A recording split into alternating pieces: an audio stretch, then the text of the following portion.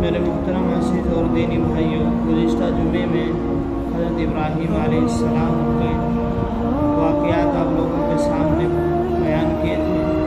جو رہ گئے ہیں وہ آج انشاءاللہ مکمل ہو جائیں گے۔ اور جو لوگ مورتی پوجا کرتے تھے ان میں حضرت کا باپ بھی تھا۔ حضرت نے اس مسئلے پر اپنے باپ سے بھی گفتگو کی جو سورہ مریم میں آئی ہے، قوم کو بھی سمجھایا، مگر جب انسان کی عقل پر پتھر پڑ جاتا ہے تو پتھر کو خدا بنا لیتے ہیں۔ حضرت نے ایک دن قوم سے کہا، تمہارا ان خداؤں کی ایک دن میں گت بناؤں گا جب تم یہاں نہیں ہوں گے۔ بات گئی گزری ہو گئی، پھر ایک میلہ آیا جس میں سب کو جانا تھا، تو باپ نے بیٹے سے کہا کہ ابراہیم علیہ السلام تو بھی چل۔ حضرت نے کہا، انی سقیم، میری طبیعت ناساز ہے۔ اور یہ بات ستاروں کو دیکھتے ہوئے کہی۔ لوگوں نے سمجھا کہ انہوں نے ستاروں کی چالیں دیکھ کر یہ اندازہ لگایا ہے فی الحال تو بیمار نہیں، آگے چل کر بیمار پڑیں گے۔ لوگوں نے ان کو چھوڑ دیا اور میلے میں چلے گئے۔ ان کے جانے کے بعد جب مندر خالی ہو گیا تو حضرت نے کلہاڑی لی اور سب کو مار مار کر زمین بوس کر دیا، اور سب سے بڑا بت تھا اس کو باقی رہنے دیا اور کلہاڑی اس کی گردن میں لٹکا دیا۔ 3 دن کے بعد وہ لوگ آئے اور مندر کا حال دیکھا تو بڑا شور مچایا کہ ہمارے خداؤں کے ساتھ یہ حرکت کس نے کی ہے۔ سب جانتے تھے کہ بستی میں صرف ابراہیم علیہ السلام تھے، اور وہ پچھلی بات بھی یاد آئی کہ ابراہیم علیہ السلام نے ایک دن کہا تھا کہ جب تم یہاں نہیں ہوں گے تو میں ان کے گت بناؤں گا، لہذا یہ حرکت اسی کی ہے۔ چنانچہ لوگوں نے ان سے اس بارے میں پوچھا۔ حضرت نے جواب دیا، بل فعلا، بلکہ کیا ہے اس کو جس نے کیا ہے، کبیرہم ھذا فاسألوہ، یہ گرو گھنٹال کلہاڑا لیے کھڑا ہے، اس سے پوچھو یہ حرکت کس نے کی ہے۔ لوگ بھی سمجھتے تھے کہ گرو گھنٹال توڑ نہیں سکتا نہ بول سکتا، تو ان کے دماغوں میں چولیں ہل گئیں کہ ہم کسے پوجتے ہیں۔ قرآن کریم بیان کرتا ہے، ثم نکسوا علی رؤوسہم لقد علمت ما ھؤلاء ینطقون، مگر کتے کی دم ٹیڑھی ہی رہی۔ ابراہیم علیہ السلام نمرود کے دربار میں حاضر ہوئے، چنانچہ وہ مقدمہ بادشاہ کے پاس لے گئے جو خود خدائی کا دعویٰ دار تھے۔ حضرت ابراہیم علیہ السلام نے دربار میں بلائے گئے۔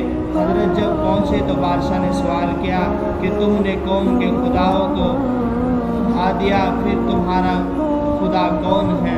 حضرت نے فرمایا، ربی الذی یحیی و یمیت، میرا پروردگار وہ ہے جو جلاتا اور مارتا ہے۔ بادشاہ نے کہا، یہ کام تو میں بھی کرتا ہوں، اور فوراً ایک بے گناہ کی گردن اتار دی اور کہا، دیکھ میں نے مار دیا۔ اور ایسا ایک آدمی جس کی پھانسی کا فیصلہ ہو چکا تھا اس کو بلایا اور آزاد کر دیا اور کہا، دیکھو یہ میرا مرا ہوا تھا، میں نے اس کو زندہ کر دیا۔ حالانکہ جلانے اور مارنے کا یہ مطلب نہیں تھا، مگر اس خرد دماغ کو کون سمجھائے؟ وہ مناظرہ میں گہری بات آ جائے تو کوئی زیادہ اچھا اثر نہیں چھوڑتی، اس لیے حضرت نے اس دلیل کو چھوڑ کر دوسری دلیل پیش کی اور فرمایا، فَإِنَّ اللَّهَ يَأْتِي بِالشَّمْسِ مِنَ الْمَشْرِقِ فَأْتِ بِهَا مِنَ الْمَغْرِبِ، میرا پروردگار وہ ہے جو روزانہ مشرق سے سورج نکالتا ہے۔ اگر تو کائنات کا پروردگار ہے تو آئندہ کل مغرب سے سورج نکال۔ قرآن کریم نے دوسری جگہ بیان کیا، فَبُہِتَ الَّذِي كَفَرَ، بادشاہ ہکا بکا رہ گیا اور کوئی جواب نہ دے سکا۔ ہمارا ایک طالب علم کہتا ہے کہ بادشاہ جواب دے سکتا تھا کہ روزانہ مشرق سے سورج نکالتا ہوں، اور ابراہیم تو اپنے خدا سے کہے کہ آئندہ کل مغرب سے سورج نکالے۔ جب طالب علم یہ کہتا ہے تو میں اس سے کہتا ہوں کہ نمرود تیرے جتنا بے وقوف نہیں تھا۔ اگر وہ ایسا کہتا تو حضرت ابراہیم علیہ السلام کو کیا دیر لگتی، وہ ہاتھ اٹھاتے کہ میرے پروردگار اے مالک الملک، اے کائنات کے رب، کل سورج مغرب سے نکالے، اللہ مغرب سے نکال دیتا۔ اللہ کے لیے یہاں کوئی مشکل نہیں تھا، مگر وہ جانتا تھا کہ مشرق سے سورج میں نہیں نکلتا، اور مغرب سے نکلنے کے لیے اس میں کوئی اور دعا مانگنی پڑے گی، اور کہوں گا تو یہ دعا کرے گا اور سورج کل مغرب سے نکل آئے گا۔